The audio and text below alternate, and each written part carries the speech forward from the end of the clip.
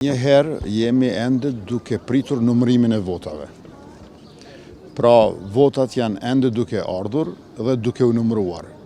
Me rastin e përmbylljes numërimit të votave, ne do të mund të fillojmë të bisedojmë për hapet e ardhshëm, por duhet ta keni parasysh atë që është evidente përsëri që lëvizja vetëvendosje është fituese pa diskutueshme, bashkë me partnerët tonë të koalicionit parazgjedhor, me Partinë Guxo, Partinë Alternativa dhe PSHDK-n, dhe ne do të jemi bartës të themelimit të institucioneve të legjislaturës 11.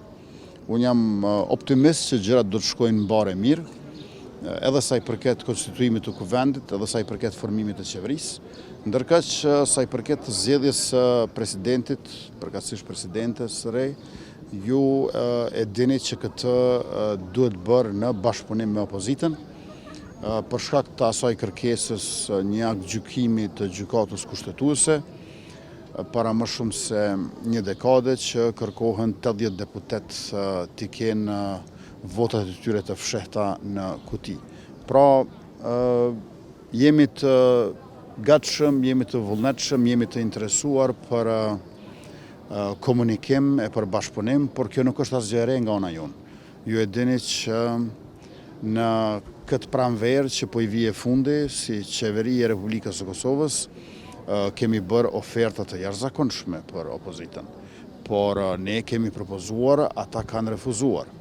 Shpresojmë që kësaj radhe do të jetë ndryshe, pra për konstituimin e institucioneve të legjislaturës së 11 nuk duhet ne të ndryshojmë, sepse ne ishim ata që morëm iniciativat për takime, ne ishim ata të cilët ofruan bashkëqeverisje me LDK-n, ne ishim ata të cilët vetëm më pak se 30 orë para mesnatës ndërmjet 5-6 marsit si vjet, nxorëm kandidatin ton, Glau Konjufcën, kur u bë e pamundur që të kemi një kandidat konsensual, dhe vetëm më pak se 3 orë para atij afatit të mesnatës, patëm edhe kandidatin e dytë, doktoreshën Fatmire Mulhaxha Kullçaku.